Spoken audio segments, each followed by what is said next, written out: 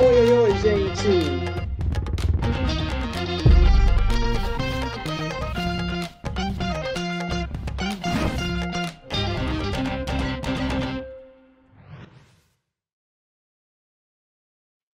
Boa noite, pessoal! Sejam bem-vindos a mais um episódio do Singular Cast, o podcast da Mentoria Singular. Vocês devem estar estranhando, né? Quem é essa pessoa? Cadê o Matheus Cavarzan? Pois é, gente, invadi aqui o Singular Cast para trazer para vocês uma convidada muito especial. Primeiro, deixa eu me apresentar. Meu nome é Estela Meirelles, sou médica dermatologista e sou professora aqui da Mentoria Singular. Minha convidada de hoje é a Amanda Ferrari. Amanda, que alegria, né, receber você aqui hoje. A alegria é toda minha. E, gente, vou fazer uma correção, tá? Não tem que pedir desculpa. Você não é uma professora, você é uma super mentora da Mentoria Singular. Você foi muito modesta na sua apresentação. Nada. Bom, no ano de 2024, eu tive a alegria de acompanhar a Amanda, né, durante o seu ano de preparação. E a Amanda foi aprovadíssima em dermatologia, né? Essa especialidade maravilhosa. Foi aprovadíssima em dermatologia na vaga estágio da Santa Casa de São Paulo. Exatamente. Amanda, vamos começar então?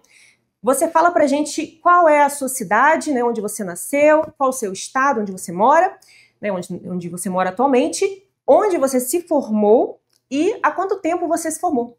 Tá bom, vamos lá. Então, eu sou a Amanda Ferrari, eu sou de São Paulo, nasci aqui, fiz faculdade aqui também, no Einstein, me formei no meio de 2022.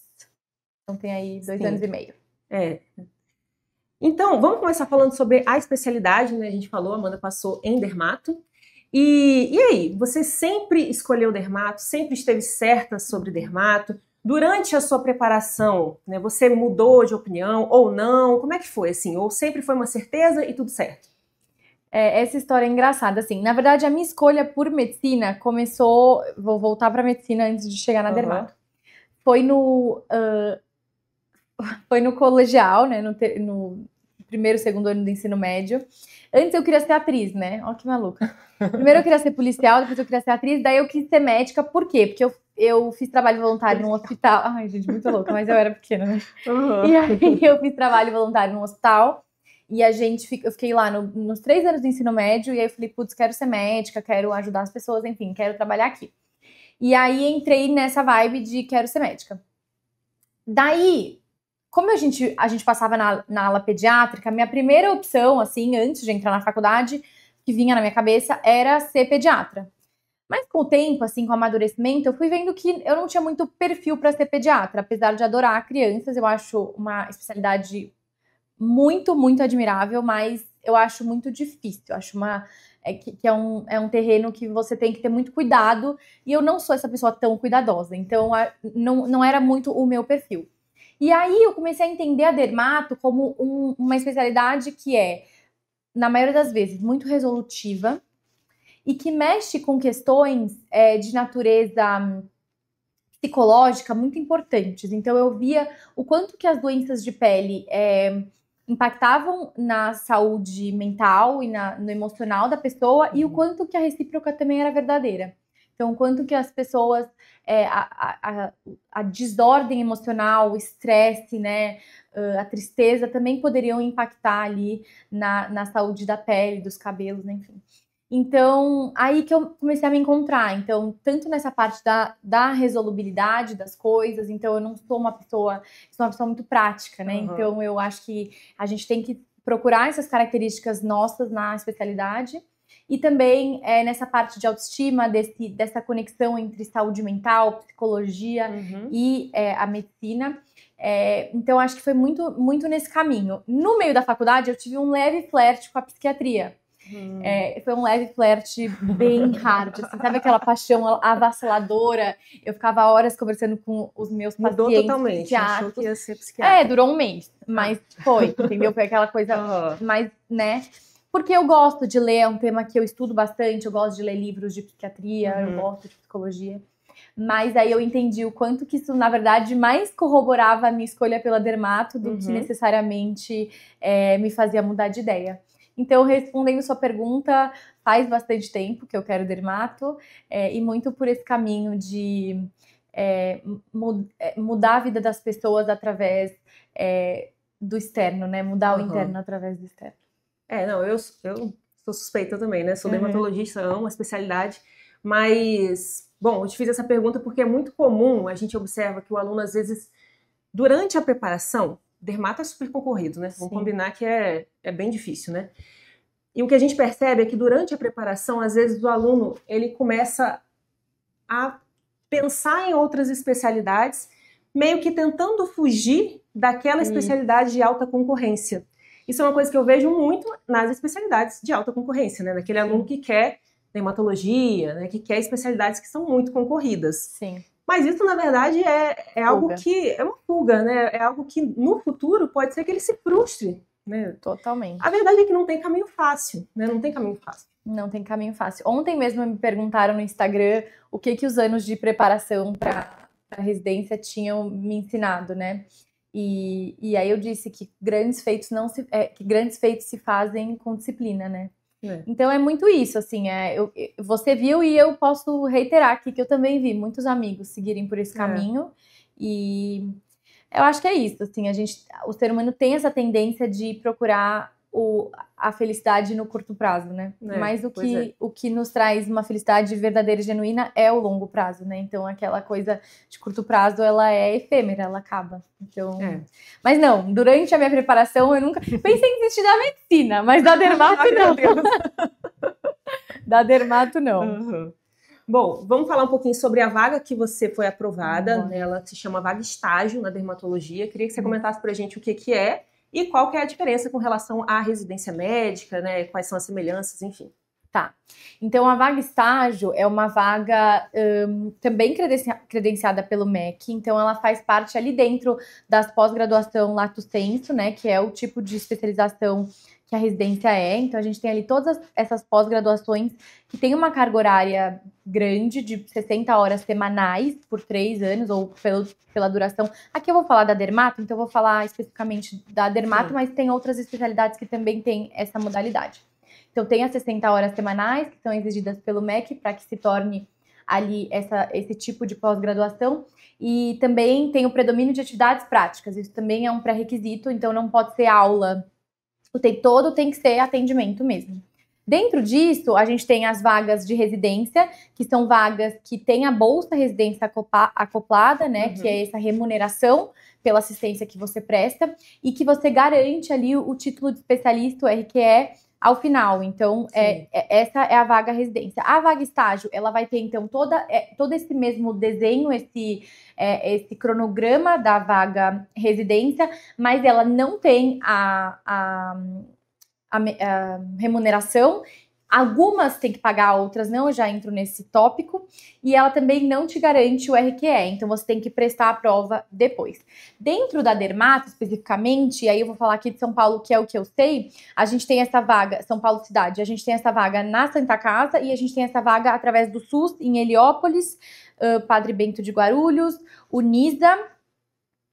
E aí tem algumas outras, tem Santos, que eu sei que daí não é São Paulo, e Botucatu também, Bauru, desculpa, Instituto Lauro de Souza Lima.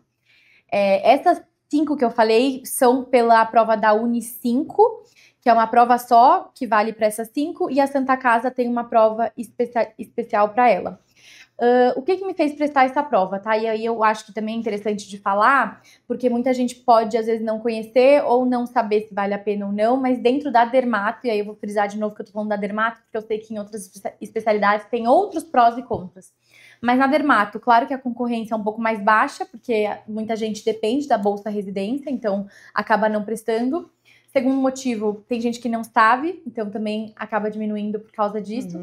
E o terceiro motivo, que a única desvantagem, ao meu ver, que seria não ter o título de especialista, não ter o RQE no final, dentro da dermato, ela meio que não faz muita diferença. Por quê? Porque todo mundo presta o TED. Todo mundo presta. Então, residente, pós, todo mundo presta. Isso é a regra. Lá na Santa Casa, a gente tem... São 8 pessoas que entram por ano. Algumas pessoas até perguntaram, né? Lá a gente chama todo mundo de residente, então fala normal. eu tô na residência. Não importa se você é vaga estágio ou vaga residência, a gente se chama igual, todo mundo é residente. A gente fala R1, R2, R3 normal, então não tem essa distinção. E no final, todas as 8 pessoas prestam.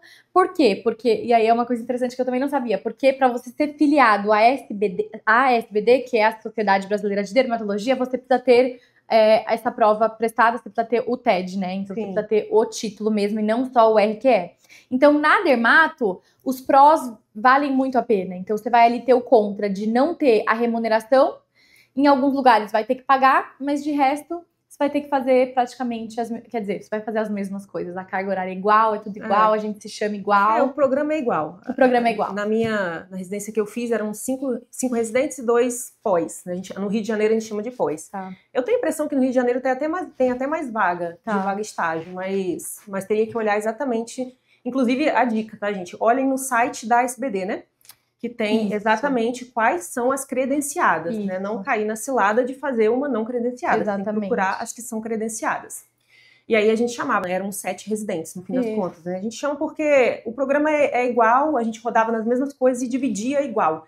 Então, às vezes a gente nem queria dividir, o pós-graduado nem queria, mas dividir igual. Aí ia levar a mesma carga horária, os mesmos estágios, as mesmas coisas, as mesmas pendências, tinha que fazer tudo igual, né? Não tinha jeito. O que eu acho bem interessante, assim, acho que quem está prestando dermatologia acaba que já sabe, assim, isso é bem difundido, pelo menos no Rio. Eu também achei, mas não sabia, Estela? Não, quando eu contei nas minhas redes sociais, muita gente não me sabia? surpreende. Muita eu gente acho que quem presta, pelo menos no Rio de Janeiro, quem presta é bem comum, a gente já sabe dessas vagas e a gente já, desde então, já se prepara sabendo que tem essa alternativa. Mas assim, eu acho que é importante você olhar justamente como vai ser a prova, porque tem vaga, isso, interessante. Né, tem vaga estágio que a prova é igualzinha à da residência médica, que foi a sua prova. Exatamente. Tem vaga estágio que só cai dermatologia. E tem o meio termo. Eu tenho alunas da mentoria que só estudam dermatologia no ano de preparação, pensando só nessa vaga, porque ela vai estar bem afiada em dermatologia, provavelmente vai tirar uma nota muito boa e vai conseguir garantir a vaga, né? Então, tem esse... É bom você estudar bem as opções, né? Olhar no site da SBD, procurar as que são credenciadas e ver, né, o melhor caminho.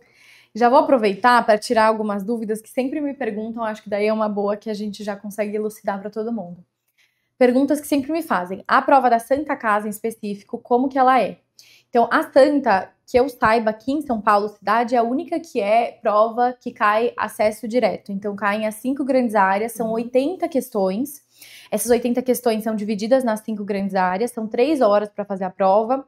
E aí passam 18 pessoas, são 6 vagas de estágio, passam 18 pessoas para a segunda fase e quem mais empatar com elas. Então, nesse caso, no meu ano passaram 21 pessoas. No ano passado, eu também passei para a segunda fase, foram 24. Então, quem empata com o 18º passa junto. Sim. E a segunda fase é uma entrevista, que vale tanto a análise curricular, quanto algumas capacidades de comunicação, né? Enfim, que aí vale 30% da nota total. Na Uni5, que é esse outro processo seletivo, eu sei que cai na primeira fase clínica médica e dermato, e aí é tudo no mesmo dia. Tem uma segunda fase no mesmo dia que caem casos clínicos de dermato, é feito num auditório, tem um telão ali com as imagens, aí você tem que colocar diagnóstico diferencial, descrever a lesão, né, fazer o diagnóstico, a descrição dermatológica, colocar tratamento, enfim, algumas coisas nesse sentido. Nesse mesmo dia já corrigem a segunda fase e já chamam as pessoas para entrevista, e nesse mesmo dia você já escolhe para qual programa você quer ir, dependendo da sua classificação. Nunca fiz essa prova, tá, gente? Isso é o que me contaram. Tenho algumas amigas que fazem. Eu tenho 2 super amigas que fizeram Heliópolis. Essa prova tende a ser em fevereiro, né? Tende a ser em fevereiro. Eu ia prestar esse ano, mas não prestei porque já tinha saído o resultado da Santa. E eu sei que tem provas tipo Pucamp, Taubaté, que só caem em dermato. Mas aí eu não sei detalhes para informar. Outra coisa que sempre me perguntam, onde encontrar esses editais? O da Santa Casa é no próprio site da Santa. O da Uni5 chama Uni5, UNI5, porque são 5 lugares, né? Sim. Ele é meio na surdina, assim, né? Então, tipo assim, você tem que ficar de olho, ele costuma sair ali na primeira semana de janeiro, e ele tem um tempão pra você se inscrever, assim, até uma semana antes da prova dá pra se inscrever, você deposita pra um Pix, e aí esse Pix tipo, você tá confirmada. É uma coisa meio, como é que eu posso dizer sem ser injusta?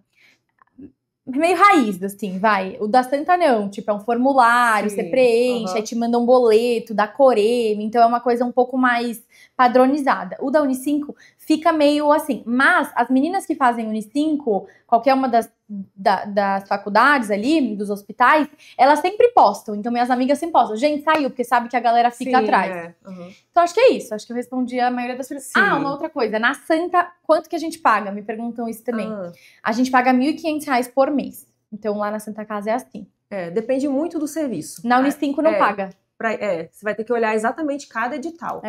Tem umas que, no Rio de Janeiro, que eu me lembro que pagam bem mais. Azulay é mais de 5 mil no exatamente. Rio. O Azulay acho que tem bastante vaga. E é um excelente instituto. São 12. Excelente. São 12 vagas no Azulay, se eu não estiver falando besteira, e paga R$5.000 por mês. Exatamente. E tem lugar que não paga nada. Essas 5 que eu falei não pagam nada. Então depende muito do lugar. Exatamente. Bom, vamos falar então sobre o ano de preparação, Bora. O grande ano 2024, né? Como é que foi, de uma forma geral, assim, livremente, o que foi o ano de 2024 para você? Tá. Ai, gente, não me entendam mal, mas foi um ano muito bom. Assim, eu acho que a gente tem que ter a maturidade de entender que os altos e baixos, eles são parte do processo, né?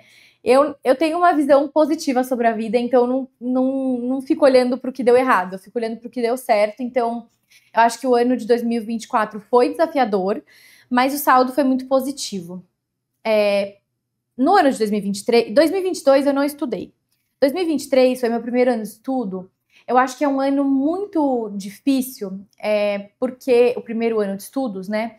Porque entender a base dos conceitos é muito desafiador, né? Então, acho que isso é muito ruim e acho que também tem uma questão que você tem que pegar o ritmo do estudo. Isso também é um desafio. Sim. O segundo ano de estudos é uma questão de você controlar a saúde mental, porque é uma lapidação técnica. Você não tem muito mais a aprender do ponto de vista técnico para a prova. Então, é uma lapidação, é você entender a malícia de cada prova, é você entender alguns tópicos mais detalhadamente, mas o que vai pegar ali, o que vai definir quem vai e quem fica, é o foco e a saúde mental. Então, assim, eu tive a sorte, né, hoje eu vejo muito assim, de ter tido outras coisas para fazer na minha vida, né? Acho que não a sorte, acho que também foi uma coisa que eu construí muito na minha vida. Eu nunca fui uma pessoa 100% só medicina.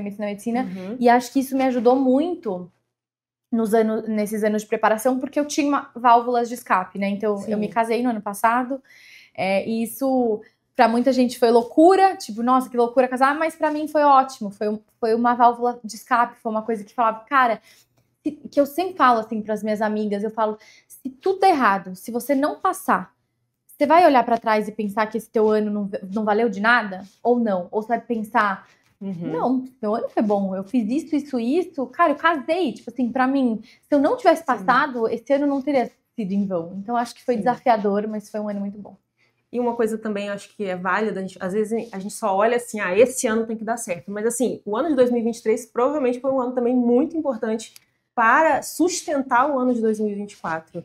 Então, às vezes a gente olha e talvez no final de 2023 você olha aquilo e fala, não serviu de nada, vou jogar tudo no lixo, isso daqui foi um ano perdido. Não foi, né? Foi o ano necessário para que no ano de 2024 você alcançasse a sua vaga, né? E eu acho que eu gosto de comparar com uma escada, né? Se você saiu do degrau zero, você não vai voltar pro degrau zero porque você reprovou um ano, né? Porque você não passou. Você já tá ali no degrau 6, 7, entendeu? Talvez 8. Às vezes até 9. Você tá muito perto do 10º andar, que é a aprovação. Então, com certeza, eu acho que ter esse olhar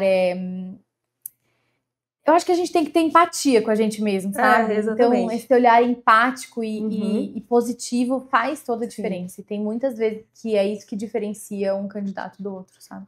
É verdade. Vamos falar sobre rotina, assim, de uma forma geral. 2024, você tinha tempo para estudar? Como é que era a sua rotina? Era uma rotina puxada? Ou você já falou, né? Trabalhou em outras coisas, fazia outras coisas. Mas como que era, assim? Então, eu gosto muito de falar que quanto mais tempo livre a gente tem, menos coisa a gente Menos faz. produz, né? Eu também tenho essa sensação. É uma coisa muito doida, assim, porque eu acho que a gente vai lidando com esse tempo achando que tá tudo bem, que vou deixar pra depois, porque vai dar tempo, e aí você não consegue fazer. E quando você tem uma rotina mais puxada, como eu tinha, né? Eu trabalho como influenciadora digital e eu também trabalho numa empresa de gestão financeira para médicos, que é um trabalho que também me exige muito do ponto de vista estratégico.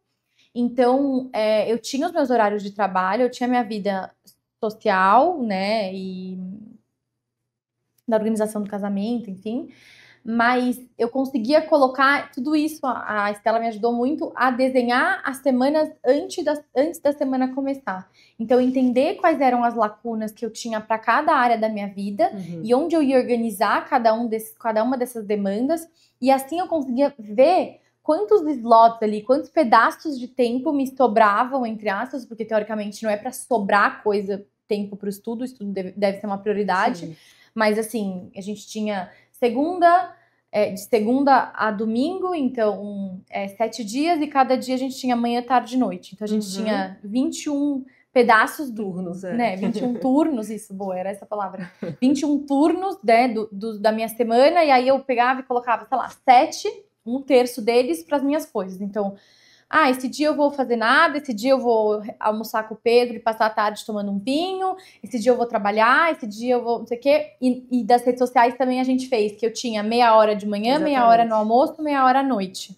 Então eu conseguia para mexer no celular, para tipo assim, cara, eu vou ficar lá respondendo as minhas DMs. E aí nos outros momentos a gente encaixava o que estava previsto ali, o cronograma. Então foi uma rotina, sim, que foi intensa, foi pesada, mas que acho que isso mais ajuda do que atrapalha. Sim.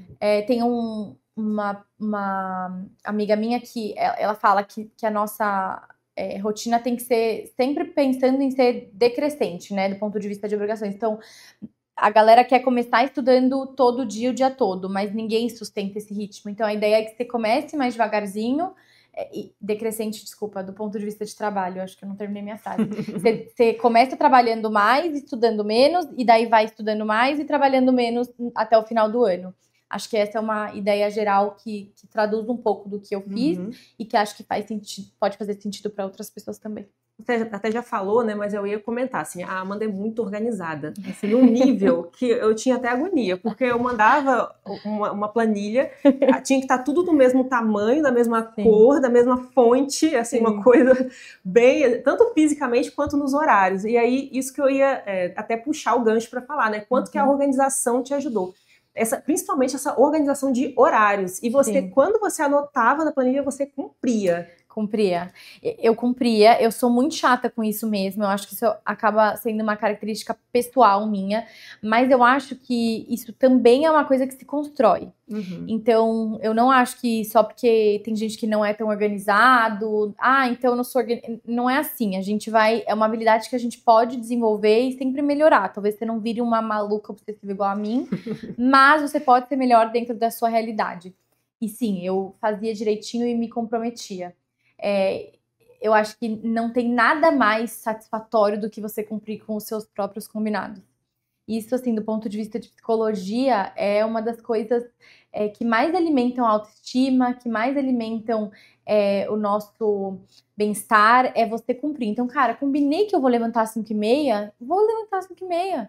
Tipo assim, é um combinado que você fez com você. Se você não é capaz de cumprir os pequenos combinados que você faz com você, cara, tu não é capaz de nada, entendeu? Então, e aí, isso é um ciclo também, né? Porque se você deixa de cumprir um combinado, você já desmotiva pro próximo, e aí você entra nesse ciclo. Agora, se você cumpre se você fala, amanhã eu vou acordar às 5h30, você acorda às 5h30, e você treina às 6 horas, e você faz as flashcards às 7, meu Deus, tipo, tudo no dia flui mais fácil, porque você entra nessa roda, nesse ciclo de autoconfiança, de autoestima, de bem-estar, então é muito mais fácil. Então, sim, eu seguia, né, acho que Claro, gente, que eu falhei muitas vezes também, mas assim, tô falando de uma visão macro. Sim, assim, eu cumpria com os meus combinados e isso tem um poder de gerar essa autoconfiança, essa autoestima na gente que é incomparável. Eu acho que é a melhor coisa que a gente pode fazer por nós mesmos.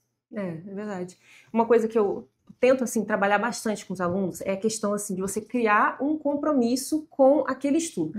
Eu até faço uma analogia, assim, imagine que você tem um plantão amanhã. Um plantão, você tem que acordar às 5 horas para chegar no local do plantão. Você vai simplesmente perder a hora? É muito difícil. Você tem um plantão, o outro plantonista está lá te esperando, ele vai chamar a polícia para ir atrás de você, porque ele precisa de rendição. Então você você coloca uma grande importância naquele horário que você vai estar no plantão. Por que a gente não coloca a mesma importância naquele horário de estudo? Porque assim, gente, não tem outro caminho, né? Não tem. Você precisa cumprir a sua carga horária obrigatória de estudo para conseguir a sua vaga.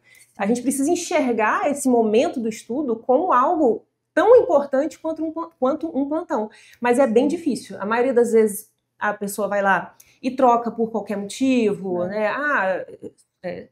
Cancela, vai fazer outras coisas e não reajusta. Então, eu acho que é preciso... O ano todo a gente fica em cima de criar um compromisso com aquele horário de estudo. E eu acho que isso tem muito a ver também com a nossa questão da natureza humana mesmo, de procurar os prazeres de curto prazo, né? Então, dormir meia hora é muito mais gostoso a curto prazo do que estudar. Mas a longo prazo, não é muito mais legal estar na residência? Então, eu acho que tem muito isso. E é uma briga mesmo, assim, é uma luta eterna, diária. Eterna luta, todo mundo, né? Pro resto da vida. Mas acho que tem muito a ver com primeiro, ter um propósito muito bem definido. Sim. Então, sempre você se lembrar e se conectar com o teu propósito. E 2, maturidade, né, gente? É o que eu falo, assim, adulto faz o que tem que ser feito. Quem faz o que quer é criança, gente. Quem faz o que quer é criança. Você quer passar, você vai fazer o que tem que ser feito. É a vida adulta. Vamos falar sobre ferramentas de estudo. Bora. Então, quais foram as ferramentas que mais fizeram parte da sua vida em 2024? Né? Foi prova, foi aula, foi flashcard? Aula foi praticamente nenhuma. Você nem assistiu aula, né? Não, praticamente não. Express, né? Coffee Express, alguns nem assisti. Algumas aulas, sim, assisti várias, acho que umas 7 vezes a aula de ventilação mecânica, até hoje não sei nada, mas é a vida, tá vendo? A gente não sabe tudo. Algumas aulas que eu tinha dificuldade, cardiopatias congênitas, eu lembro que era um tema que sempre sofria. Então, algumas aulas eu assistia, mas assim, acho que 2 ferramentas que foram virada de chave para mim foi provas de R+, que eu fiz todas 1000 vezes, né? E o Anki, né? Os flashcards, que também me ajudaram muito. Eu sou uma pessoa que eu tenho muita dificuldade de decorar. Eu sou muito boa em raciocinar, então entender como uma coisa vira outra, mas não consigo lembrar o nome da primeira nem da última, entendeu? Mas eu sei que isso aqui se passa por esse processo. Então o flashcard te ajuda muito a memorizar essas coisas, porque no fim tem muita prova que vai totalmente na decoreba. Então acho que foram as 2 principais ferramentas. A pergunta que o Cavazão sempre faz, que é: você gostava de zerar o Anki? Era uma coisa assim... Era bom. Eu precisava zerar o Anki. É impossível pra mim dormir com essa pendência. Não existe. Você zerou, acho que todos os dias do ano. Né? Tipo assim, todos os dias é um pouco exagero, mas 85% das vezes sim. Eu recomendo que façam igual, assim, se você puder, porque depois vira uma bola de neve. Aí perde. Aí você faz 20 e fala, tá bom, eu fiz 20, foda-se, entendeu? Já tem 1.400 ali pra eu fazer. Exatamente. E eu acho que esse é o problema, entendeu? O problema é quando a bola de neve vai ficando grande.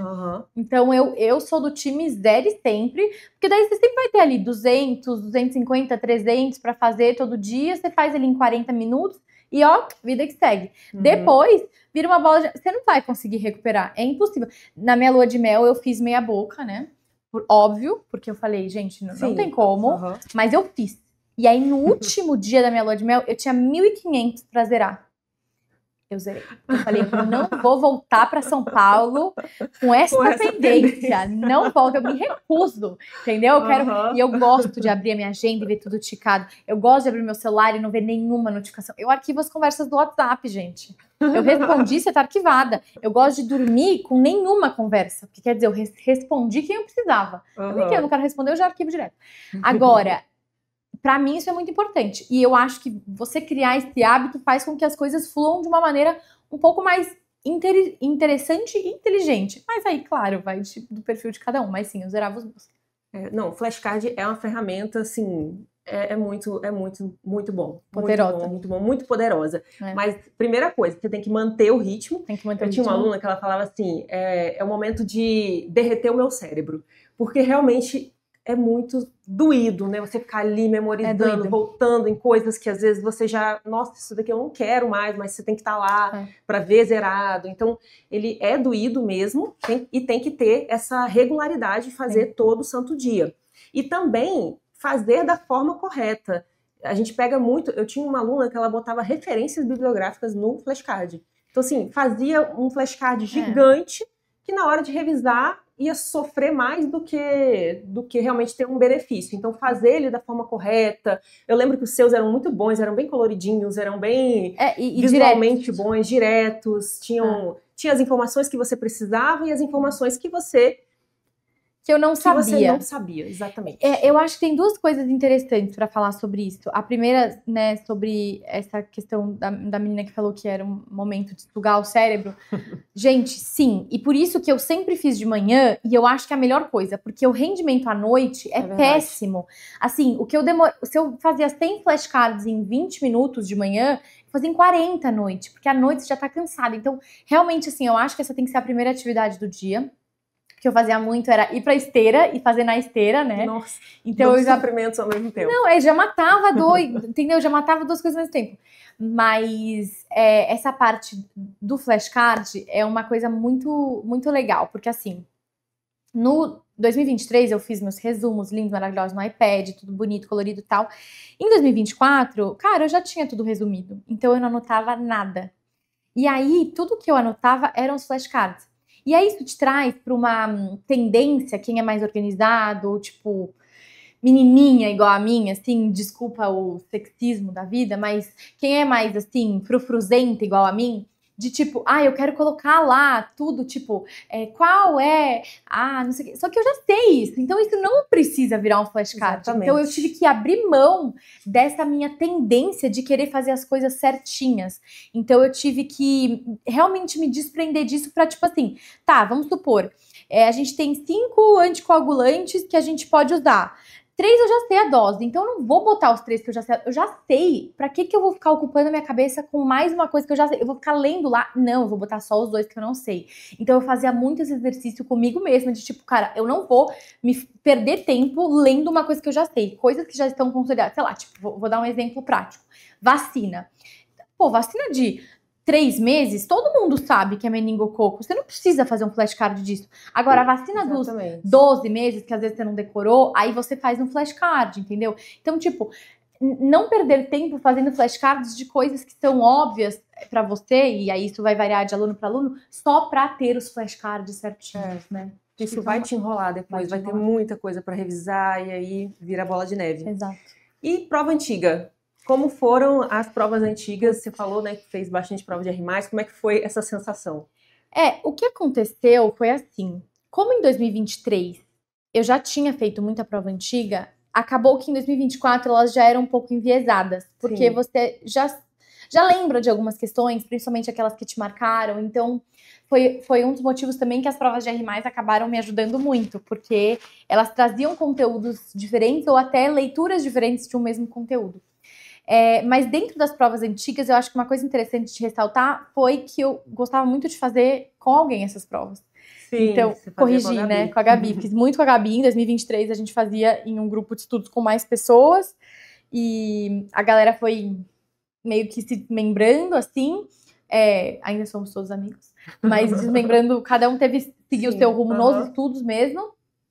E aí eu fiquei muito com a Gabi. Então, a gente fazia separada a prova e corrigia juntas, ou a gente fazia juntas, tipo, fazia no modo tutor, ia lá e falava, questão 1, aí respondia quieto, o que você botou? Botei tal, puta, é nada disso, ou é isso, me explica por que você botou essa. Mas você conseguiu excluir a alternativa A? Amiga, excluí, óbvio, essa alternativa A, parei de ler aqui, e aí, puta, não tive essa sacada. Então, e além de ter essa troca, tem a questão do compromisso, porque eu me comprometi a fazer com uma pessoa, então eu tô comprometida. A Gabi tirou, a Gabi dava plantão fora. Então, pô, a Gabi não pegou um plantão hoje, porque hoje a gente vai estudar à tarde. Eu vou miar com ela? Não vou. Então, se eu não consigo nem me respeitar, que eu pelo menos respeite ela, entendeu? Então, acho que isso ajuda. Nossa, eu sou muito a favor de estudar em grupo. Assim, acho que na faculdade inteira eu estudei em grupo, para prova de residência eu estudei em grupo, na residência, para prova do TED, porque querendo ou não, daqui a pouco tem mais outra prova, tem outra prova, então é sempre assim. Mas ajuda muito, estudar em grupo é outra coisa, assim. Porque você fala, então o outro, como você falou, o outro fala algo que você não tinha percebido, que às vezes essas manhas de prova a gente vai pegando com a experiência mesmo. Sem dúvida. E a prova antiga, eu lembro que você me mandou um áudio, assim, o que acontece, né? Como a Amanda, ela sempre foi muito organizada e fez todas as provas, a gente conseguiu criar um cronograma, ela terminou as provas e começou as provas antigas, assim, as provas de R+, cedo. Então deu tempo de fazer muita prova de R+. Fez muita mesmo. Você e a Gabi, né? As duas faziam a mentoria e fizeram a prova de R+, as provas de R+, várias e várias. Aí eu lembro que você me mandou um áudio, assim, acho que era no meado do ano, falou assim, eu não quero mais fazer essas provas de R+, porque isso daqui é muito difícil. Eu falei, mas você quer fazer a de R1, que você já sabe, que você já lembra dos assuntos? Vamos fazer a de R+, que aí sim você vai errar e aí você vai aprender. É isso aí. E é de novo, assim, o difícil é desconfortável, né, gente? Não tem como ser confortável você fazer uma coisa que você não sabe, mas bom a gente se torna, né? Tem uma influenciadora que ela fala, bom você se torna. E é verdade, ninguém nasce bom em nada. Bom você se torna. Então tem que treinar e tem que lidar com esse desconforto de não saber. E eu acho que essa organização ao longo do ano, para que você consiga ter tempo para fazer a prova de R+, é fundamental, faz muita diferença, muita mesmo. Assim, é você conseguir alcançar alta performance. A partir do momento que você tá lá fazendo coisas cada vez mais difíceis. Vamos falar sobre ansiedade. Como é que foi o manejo, como foi realmente o manejo da ansiedade em 2024? Pensou em desistir, né? Foi fácil, foi difícil, como é que foi? Então, eu acho que o manejo da ansiedade na minha vida já é uma coisa de muitos anos. Eu tenho essa tendência, justamente por ser uma pessoa muito hiperativa, né? Não do ponto de vista patológico, mas do ponto de vista de característica mesmo. Eu sou uma pessoa que tem muita ânsia em resolver as coisas de maneira precoce. Então, eu já tenho essa demanda, eu já faço terapia há muitos anos. E então, eu já vim com uma bagagem de ter algumas ferramentas já muito consolidadas dentro de mim, de como lidar com isso. É claro que esse processo, ele te testa de todos os modos possíveis, mas eu acho que eu vim muito estruturada, tanto do ponto de vista de acompanhamento psicológico, atividade física, acho não, né? É um fato, faz toda a diferença. E de ter a válvula de escape. Eu acho que nesse ano de preparação não dá para viver de medicina.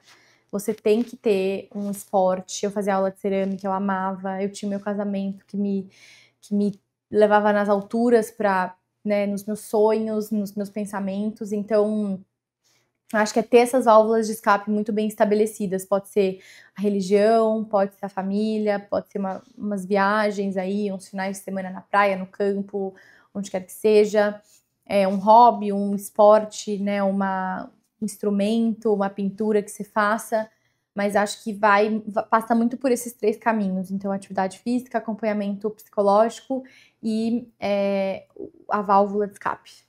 Lembrar que é um ano que é difícil, para todo mundo vai ser muito difícil, gente. Realmente é um ano...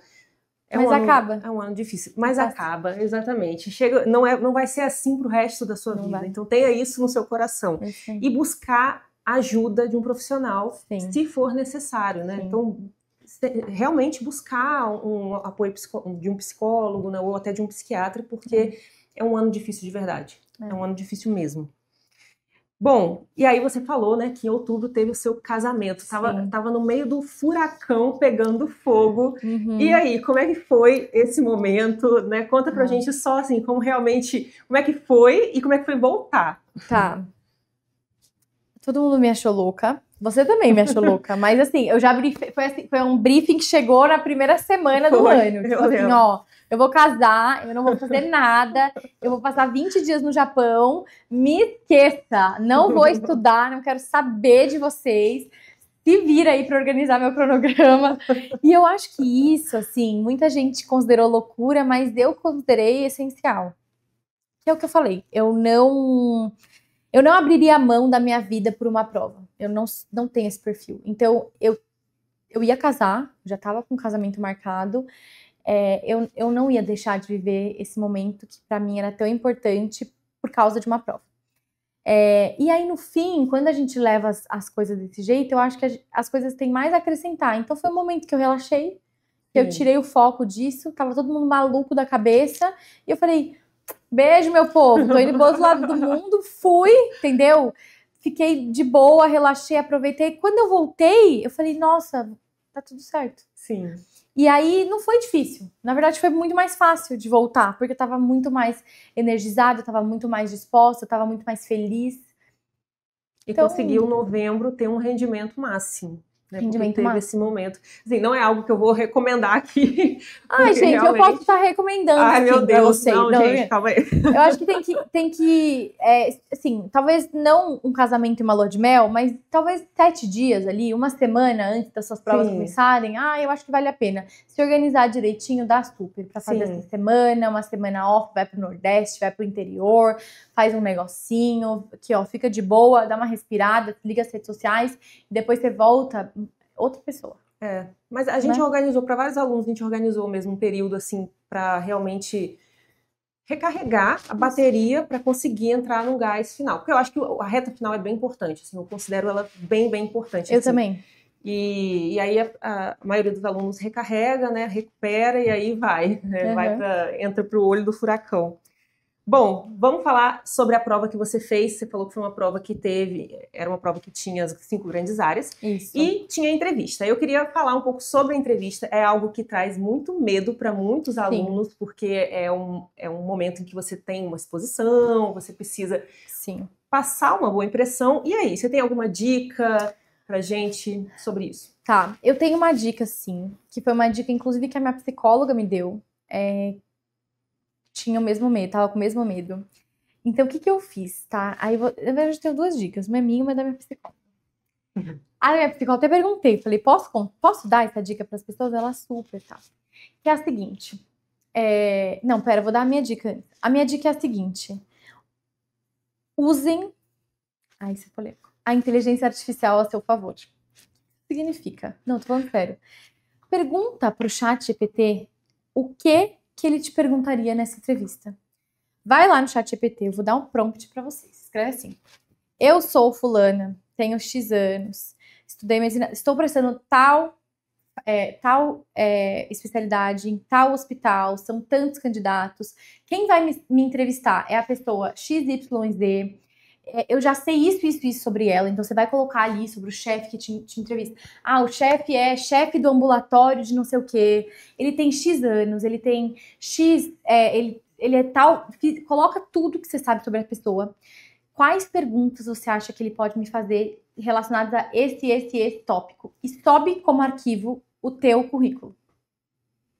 Nossa. Pronto. Ele vai te mandar achei genial. 1 milhão de perguntas. Aí você seleciona, aí você coloca assim. Gente, eu tô dando ouro pra vocês. Coloca assim. Achei que você pegou leve. Chat. Pega pesado comigo.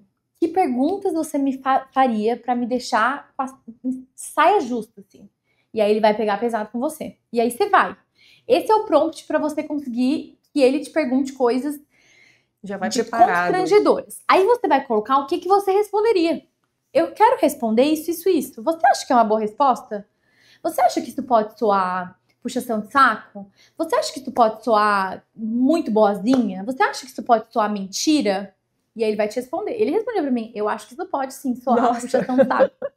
Então gente, a gente tem que aprender a usar a inteligência artificial a nosso favor. Ela é nossa amiga. Então essa é a minha dica, tá? Agora, a dica da minha psicóloga é: o que você escreveu no teu currículo, eles já sabem.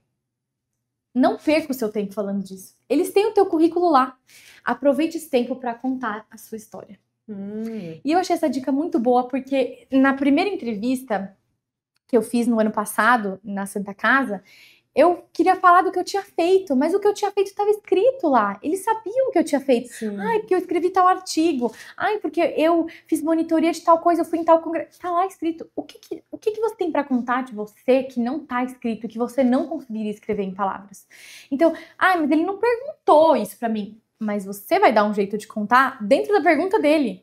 Então, sei lá, ele te perguntou, você foi em tal congresso, né? Sim, eu fui em tal congresso e nesse congresso eu aprendi isso, isso, isso.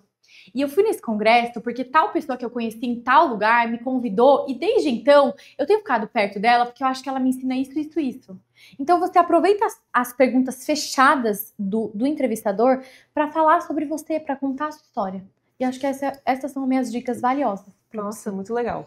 Eu lembro disso, desse do ChatGPT, achei muito genial. Não, o Pedro, meu marido, Eu tinha pensado nisso. Pânico. Ele falou, meu Deus, se o cara pegar tão pesado com você. E no fim foi super tranquila a entrevista, ninguém pegou pesado comigo, eu tinha muito medo, porque todo mundo sabe, né, sabia lá que eu era blogueira, então eu falei, putz, eles vão acabar comigo, né, Sim. falar que... Fiquei com muito medo, assim, né, desse estigma da blogueiragem, enfim. E no final foi super tranquila, mas eu acho que isso te traz uma preparação, né, não de você ter uma coisa pronta, porque acho que isso fica muito feio, soa falso e não é legal, mas de você não ser pega desprevenida, né? Sim. Acho que mais nesse sentido. E até ficar mais confiante.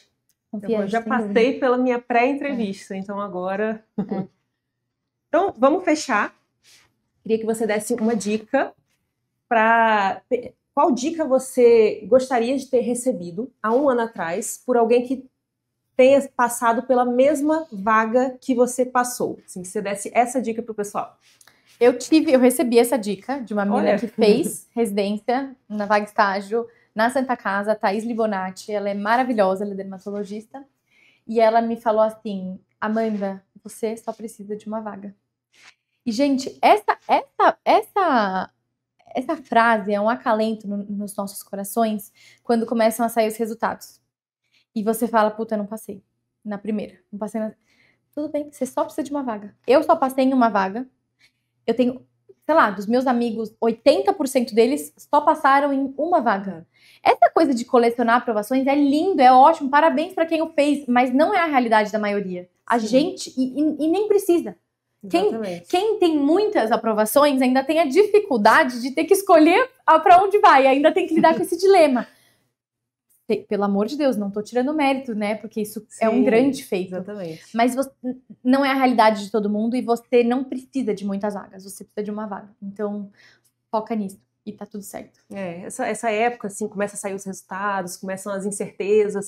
A verdade é que a gente já não pode mais fazer muita coisa, né? Você só aguarda, fica em paz e espera a sua vaga que ela chega, né? A Gabi mesmo fez várias provas, não passou. Ela tirou 89 na prova que ela passou. Foi. Na última prova, ela tirou 89, Exatamente. passou, tipo, super bem colocada na primeira lista. Sim. Então, assim, você só precisa de uma vaga. A gente só precisa de uma vaga. E ficar em paz com isso, né? Exatamente. Isso aí.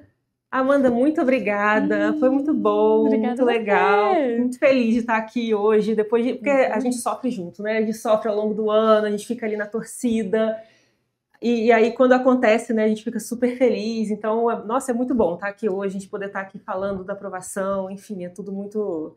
É só alegria mesmo. É só alegria. E a Estela, assim, gente, ela pega na mão mesmo, sabe? Ela, isso que sofre junto, é verdade, ela sofre junto, ela responde o WhatsApp explicando dúvida que se ela não sabe, ela vai atrás. Assim, é mãezona, então acho que isso também faz diferença. E aí, de novo, né, às vezes a gente precisa de um empurrãozinho para cumprir com os nossos combinados e ela é esse empurrãozinho, sabe? Então ela me ajudou muito. Foi muito importante. Bom, foi muito bom. É isso, pessoal. Espero que vocês tenham gostado. Quer dar algum último recado final para o pessoal? Não, acho que é isso, assim. Estejam em boas mãos. Eu só tenho a agradecer a vocês, tanto da mentoria singular quanto do grupo Medcoff. Para mim, vocês foram indiscutivelmente perfeitos. Então, muito obrigada. Muito obrigada pela presença. Foi muito bom. Pessoal, boa noite. Até a próxima.